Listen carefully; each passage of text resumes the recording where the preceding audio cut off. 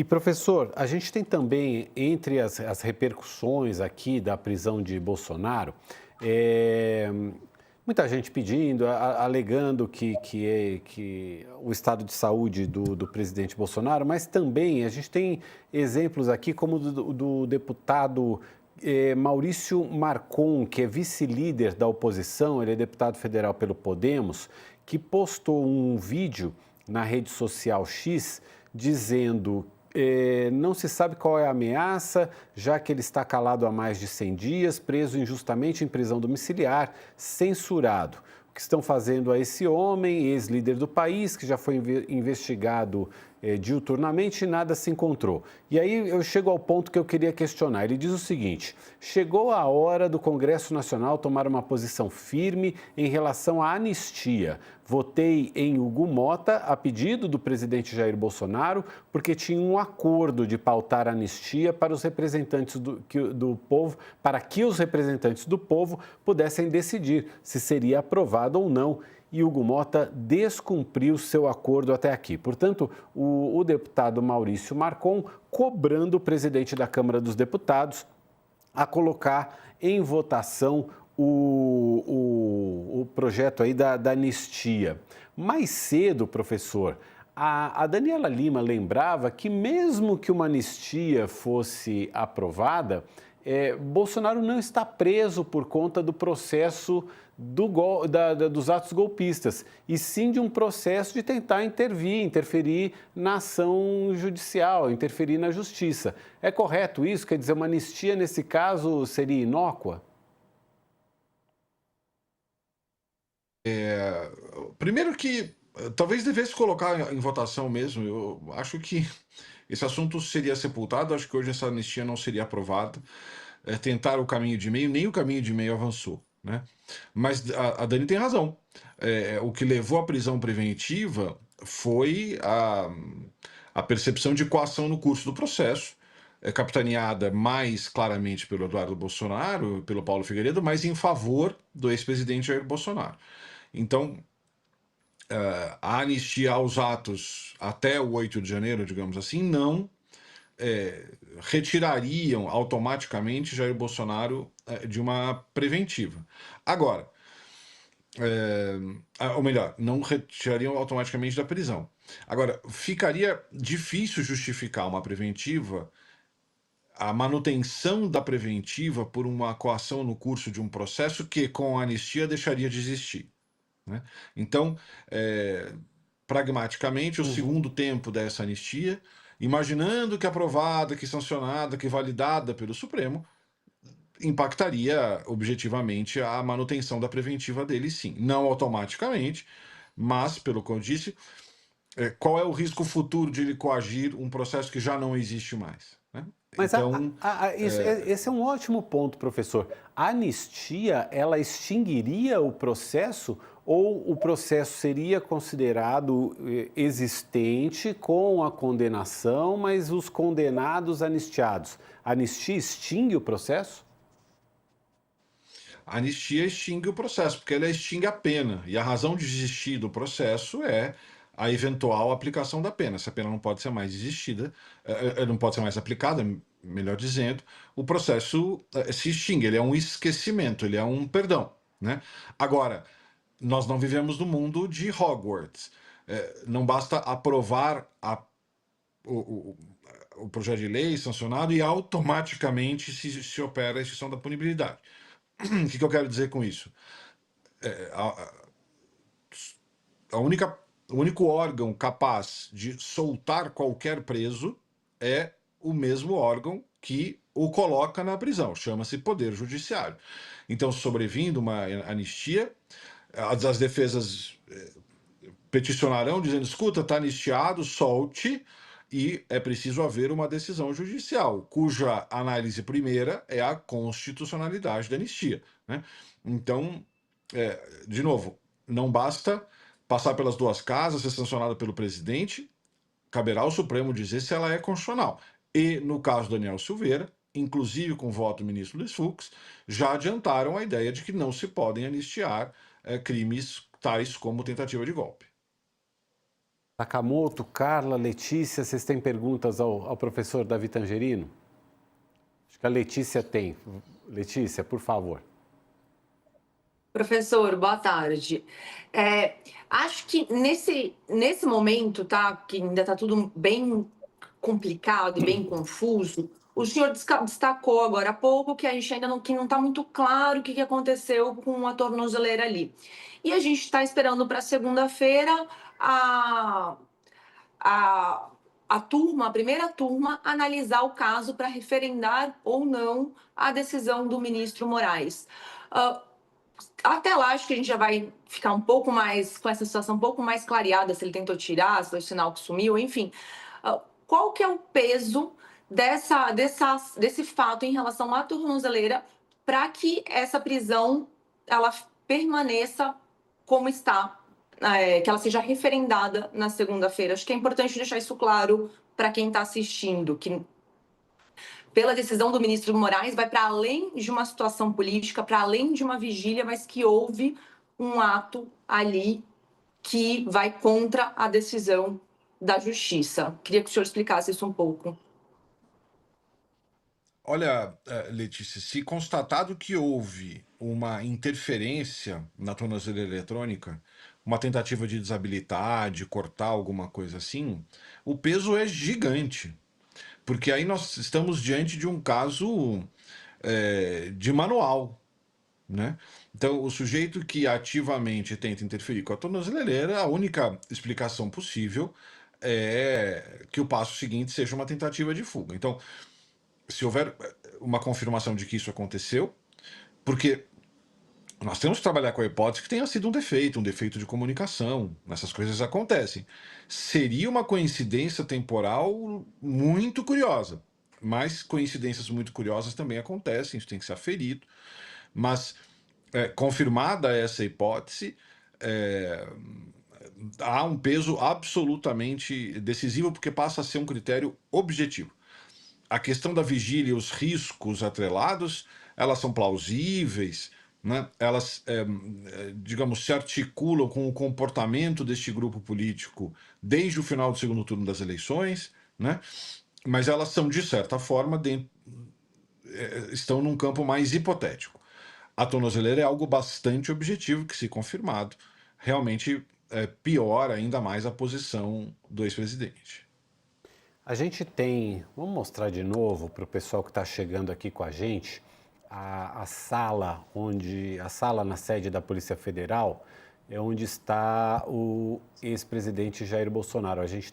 A Daniela Lima mais cedo trouxe para a gente esse vídeo que você está vendo aí. É uma sala que você está vendo um aparelho de ar-condicionado, um aparelho de frigobar, está aí a cama, né, uma cama de solteiro, armários ali, uma mesa de trabalho, uma pequena escrivaninha ao lado da cama e também uma televisão.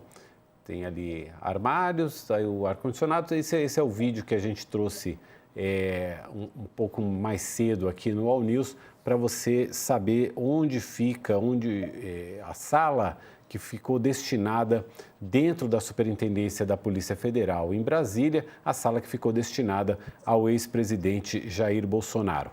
Carla, outras repercussões aí no campo político, o presidente do PSD, Gilberto Kassab, também se manifestou, né? É isso. Eu estava ainda lendo aqui, eu estava soltando a nota aqui, deixa eu ler. Eu mandei a do Kassab. Ele falou que é um triste episódio, né, para essa época tão turbulenta da política brasileira. Registro a minha incompreensão por uma medida jurídica tão severa e injusta, especialmente quando a saúde inspira cuidados.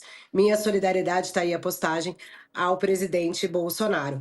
O Kassab, Mauro, que é uma peça, digamos, fundamental aí na eleição de 2026, ele é presidente do PSD, um partido que a gente costuma dizer, ele é o clássico centrão, porque tem uma fonte que sempre quando vai falar do PSD diz, ele gosta de estar do lado de quem está ganhando. Mas o Kassab tem uma habilidade muito curiosa, né? Porque ele consegue estar aqui no governo Lula, com participação no governo e também uma presença forte aí no governo do Tarcísio de Freitas, o próprio Kassab, que é secretário. Então, essa manifestação se soma a esse coro que a gente está vendo de políticos saindo em defesa do ex-presidente, ressaltando essa questão de saúde.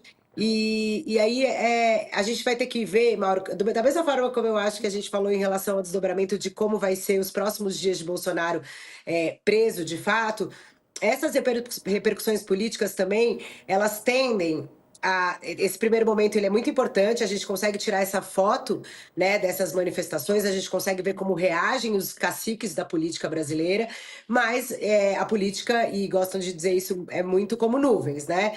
Então, a gente vai ter que acompanhar como é que essas peças dessas lideranças políticas vão se encaixar, tendo em vista de que uma das principais razões, uma das principais dúvidas para esse fim de ano também era sobre essa candidatura que pode, né, pegar o espólio bolsonarista, mas de uma direita que está fragmentada com uma série de candidatos e sendo Tarcísio o principal. E aí, lembrando para fechar, que Kassab tem um interesse evidente e explícito na candidatura de Tarcísio de Freitas ao Palácio do Planalto.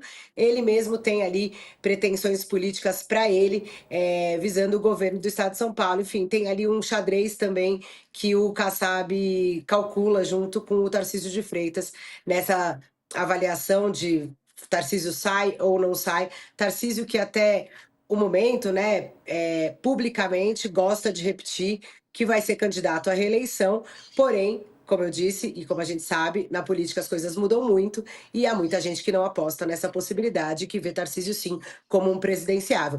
Enfim, acho que é uma manifestação importante, uma liderança política importante, presidente de um partido também bastante importante, que na última eleição, inclusive, para fechar agora mesmo, o PSD desbancou aí o MDB e conquistou o maior número de prefeituras, né? E que isso tem um poder muito grande na eleição de 2026. Então, enfim, é uma manifestação aí bastante significativa do presidente do PSD, Gilberto Kassab. Letícia, acho que você tem mais uma pergunta para fazer para o professor Davi Tangerini. Exatamente. E o Sakamoto também tem? Vamos começar pela Letícia, depois eu passo para o Sakamoto. Vamos lá. Não, professor, só queria aproveitar que o senhor está aqui para falar um pouquinho mais sobre essa questão de execução da pena em relação ao Jair Bolsonaro, com os fatores de idade, de questão de saúde, porque, assim, o que a gente está esperando, o que a gente vem esperando ao longo do tempo, é que, bom, se ele passa para um sistema fechado, começa a cumprir pena, que em algum momento, que talvez demore 1 ano, 2 anos, em algum momento ele volte tenha direito a uma prisão domiciliar, às vezes em questão de semana, por causa das questões de saúde dele. Então, acho que seria importante também aproveitar que o senhor está aqui para explicar um pouco como que é isso em relação à legislação brasileira, em quais condições, caso não haja uma anistia, porque a gente não está vendo uma anistia acontecer, mas existe a possibilidade do projeto de dosimetria da pena também seguir ali no Congresso, o que pode reduzir bastante a pena dele e facilitar com que essa progressão de regime chegue antes até do previsto inicialmente. Queria que o senhor explicasse um pouquinho como que é isso em relação à lei brasileira, professor. Com os números que estão colocados hoje, a progressão de regime vai ser em 6 anos, mais ou menos, né? Ele iria para o semiaberto depois de 6 anos, né? Agora, a questão da domiciliar, ela pode ser revista a qualquer tempo, né? A construção da domiciliar por um caso dele, ou seja, em regime fechado, ela é mais jurisprudencial do que legal, né?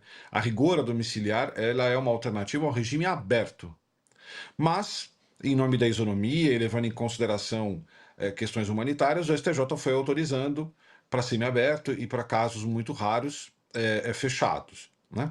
Então, eu acho que as condições de domiciliar voltariam a ser plausíveis se houver uma piora sensível do estado de saúde dele. Então, por exemplo, ele precise de aparelhos, né, para ficar em casa, ou melhor, ele precisa de aparelhos para endereçar a questão de saúde dele. E aí isso vai ficando mais difícil na Polícia Federal e pode-se chegar à conclusão de, então, a debilidade de saúde é tamanha que o risco de fuga já não se coloca mais e, então, autorizado a domiciliar. Sakamoto, agora você. Davi, bom dia. Bom dia não, boa tarde já. Davi, boa tarde. Obrigado aqui Boa pela tarde. presença no News. Tem um ponto que é o seguinte, a gente tava, como você mesmo falou, a gente estava comentando desde o início do programa, a perspectiva de que os recursos sejam rejeitados pela turma do Supremo Tribunal Federal e a ordem de cumprimento da pena pela ação penal 2668, a do golpe de Estado, seja expedida, né? O que aconteceu neste final de semana, você acha, tudo bem, não do ponto de vista do processo jurídico, mas do ponto de vista da prática, você acha que vai mudar os prazos, vai acabar acelerando isso para que o Bolsonaro não fique sobre essa imagem de que ele está com um preso preventivo, mas sim com um preso já definitivo? Sakamoto, desculpa, você pode repetir a parte final? A minha internet falhou bem no meio da sua pergunta. Ah, tá, não, era para saber o seguinte, se por um acaso se a primeira turma, o Supremo Tribunal Federal, podem vir a acelerar a ordem de cumprimento de pena para tirar o Bolsonaro dessa situação de prisão preventiva. Olha, eu acho que se eu tivesse que apostar, o trânsito em julgado virá essa semana. Se houver um manejo de mais um recurso de embargos, eu acho que o ministro Alexandre vai com a maior celeridade dizer que eles são meramente protelatórios e decretar o trânsito. Tá? Então, em resumo, sim, essa situação, digamos, provisória, né, que é típica desse tipo de prisão cautelar, convida o Supremo a se agilizar e transformar de uma vez numa pena definitiva, porque aí o debate muda, né? Agora, uma coisa é dizer se tinha fundamento para uma prisão preventiva ou não. Ora, a pena transitada e julgada a ser executada, não tem maiores discussões jurídicas, ela tem que ser executada.